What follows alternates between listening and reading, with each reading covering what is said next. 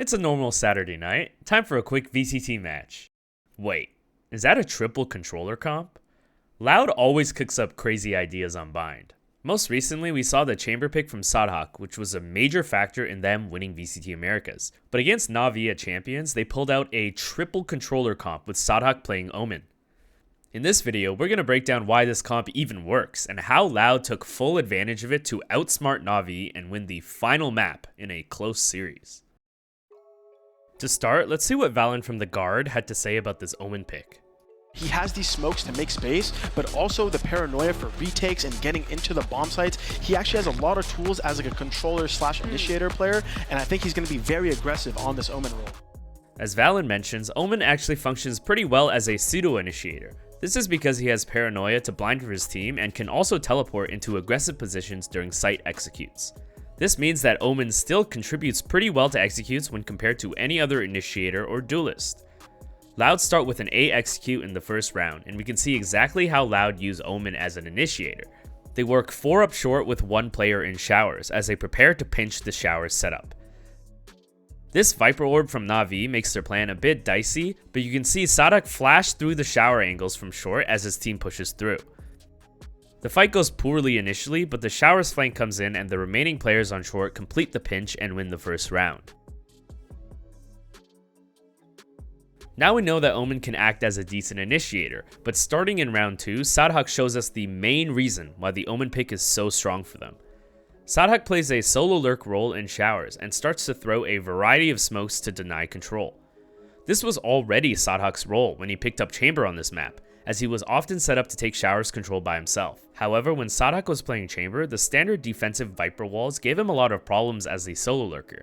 Take a look at this round against NRG, where Victor gets pushed out of long B and has to take the showers TP to escape. Sadhak playing chamber has no good chance to punish this and passively holds while waiting for the wall to go down. When Victor has already made it back to short A to make a play with his team, Sadhak is still holding showers. But on Omen, he can drop a bunch of different smokes to deny shower control, and then he can instantly teleport through the Viper wall to immediately cross. With this setup, he can instantly take showers control by himself, and since he isn't the only execute smoker on his team, he can play aggressively without worrying about his team losing smokes. Since Sadhak can essentially solo showers control, and we already know Les can use the classic Viper setup to solo short A control, the strong side of Loud can default B for the absolute maximum map control I've ever seen on Bind attack. There's one more thing I want to call out about the Omen lurk. When NAVI retakes showers late into this round and catch Sadhak with a stun, he can still act like chamber and TP to safety without being punished. On attack, Omen is simply a way better lurker than chamber was, but still offers initiator utility with his blind and general utility as a standard smoker. Let's take a look at round 9, which really showcases the full potential of Omen on attack. You can see Sadhak's shower lurk is still pulling Navi's attention, as they try a double push to punish him, but Loud are all B-side this round. Sadhak drops a different one-way in long B, and they pair it with a Viper Molly and Skydog to easily take control of long B. Once Loud work into Hookah, Sadhak flashes Octagon, which earns a free kill on Sky, and then finally TPs deep onto site to help with the flood. Even though site was already cleared at this point, you can still see the value coming out of this pick. Even the post plant with 3 controllers is almost near impossible for enemies to retake against, as chokes will basically stay smoked until the bomb explodes.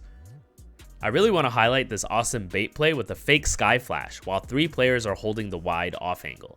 NAVI have rarely experienced the strong side in showers, and this completely catches them off guard.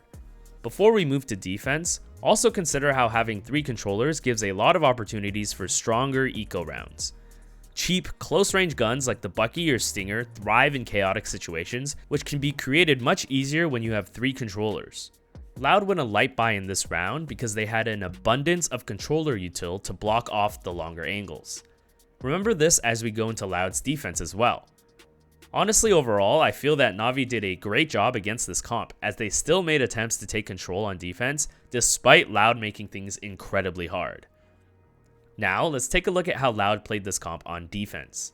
When you think about it, having 3 smokers on defense when 2 of them are rechargeable must be strong any way you look at it. But Loud actually struggle a bit early on in the half to find effectiveness with their smokes. After winning pistol round, Loud almost lose their anti-eco. First, Cowanzine misses the timing on the smoke in long. Once NAVI is already crossed long, he's basically just taking a 2v1 gunfight and gives up first blood. Tui starts with the smoke in showers and leaves pretty quickly after it fades. Xiao lurks up showers, and this catches Sadak off guard since Xiao is already so far up showers and another kill is handed over. This round is only saved when Tui's gets a 3k, but he definitely should have died here before getting his third kill. In their bonus round, Loud completely forget about how long they can stall using their smokes and opt for a hard push down long B. Suigetsu is probably the last person you want to take this type of fight against, and he punishes Loud for the instant aggression. This is a type of play you would see from Loud in a normal comp, where an extra duelist or initiator is probably much better in this scenario. But we can overlook this round since it was technically their bonus. Unfortunately, we continue to see over-aggression too early into the round in their buy rounds. In this next round, we see Aspas get punished for peeking too aggressively with an op. All these openings are given to NAVI way too early before Loud smokes can really find effectiveness in burning utility and stalling executes. NAVI are capitalizing well by executing quickly off these openings, as they know the smokes only do anything if they keep you in the choke. Remember that Loud won pistol and eco, but now are quickly losing their lead. The same thing happens in round 20 where Loud set up for a double swing outside of showers and again immediately give the man advantage to NAVI. Loud's normal defensive style, which involves really aggressive fast control, is not only bad with their unique triple controller comp, but is easily getting read by NAVI. So Loud take a timeout before the next round, and this was an amazing timeout as their tempo and playstyle completely changes from this point forward. You can tell that they really start to use the full extent of their comp to fully smoke off everything possible to force NAVI to use their utility to clear. Ultimately, NAVI now have to push through smokes into utter chaos, and this finally gives Loud a strong hold on B. Players playing too close. This isn't working out for NAVI. They're kind of stunning themselves, but Sadak arrived. did he just I think he just ulted in, yeah. He ulted into the smoke. With the judge. Les still trying to hold him back as Les gets two. Sadak with another. Upgraded weapon success found. Xiao left alone. NAVI try to play a bit slower in the next round to draw out more smokes from Loud before hitting sight, but there are just so many to deal with. Loud stalled so much time in this round and are given another great opportunity to hold B. NAVI still have to push through chaos on sight and are running straight into 3 Loud players. But Loud needed to be way more aggressive right as NAVI were trying to execute through the Viper utility. Unfortunately, they give up too much space even though they were set up to hold the hit. NAVI win this teamfight and are in a 4v2 post-plant scenario, but now things get really interesting. It's looking pretty bad for Loud, but because they stalled so much time on the bomb, NAVI have to plant in a bad spot and don't have any time to set up strong post-plant positions. NAVI are scrambling to find comfortable spots while Sadhak drops a close smoke so he can take advantage of his judge. This works perfectly as he gets a kill through the smoke and then can TP onto site to cross. NAVI are now in utter chaos. This invokes desperation out of NAVI and Sadhak closes out the crazy 4v2 retake. This was insane teamwork and individual play from both Sadhak and Aspas, but it was all set up because time was taken off the clock with their smokes. Furthermore, this specific play by Sadhak to smoke close, take advantage of the judge, then TP to site would have never been possible if Sadhak was playing a different agent. The biggest round in the series was fully enabled by this new Omen pick. In the next round, Loud continued to hold their early aggression and play the clock to force NAVI into bad time situations. Even though they lose this next round, and again, I think they need to play more aggressively on the initial chokes, they still made NAVI force and execute with only 30 seconds left in the round, and the plan continues to work in the final round of the series. Loud have stalled out so much time off the clock, and there are only 30 seconds left. NAVI are desperately forced into rushing somewhere, and they rush right into Sadhak's judge. Look at the time left on the bomb when they're forced to plant, and NAVI have absolutely no chance left.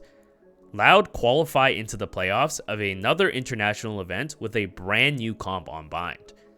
Although there was a lot of drama surrounding Loud's roster recently, especially after their bomb out at Masters, I personally think they're looking pretty good, and the remaining teams definitely need to watch out for a potential back-to-back Champions title from them.